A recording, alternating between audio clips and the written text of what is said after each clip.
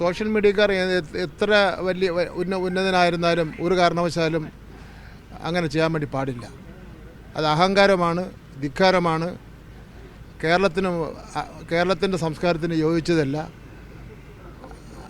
ഒരു കുട്ടി ഒരു പരാതി കൊടുത്ത്, വളരെ ഗൗരവമുള്ള പരാതി, അത് മുഖ്യമന്ത്രിക്ക് കൊടുത്തതാണ്.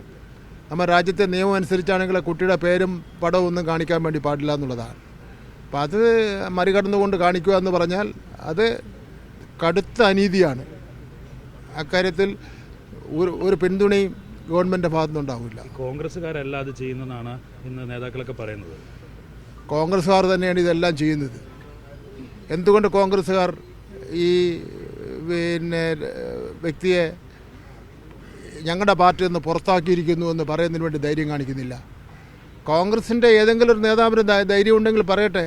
ഞങ്ങൾ ഇത്രയും വിവാദമായി കേരളമാകെ തന്നെ ചർച്ച ചെയ്യപ്പെടുന്ന ഒരു വിഷയത്തിൽ ഞങ്ങൾ കോൺഗ്രസിൻ്റെ സംസ്കാരം അനുസരിച്ച് ഞങ്ങൾ ഇന്ന ഇതിൽ വെച്ചുകൊണ്ട് നിൽക്കുന്നില്ല, അയാളെ പുറത്താക്കുകയാണെന്ന് പറയാൻ വേണ്ടി ധൈര്യം KPCC പ്രസിഡന്റ് കാണിക്കട്ടെ.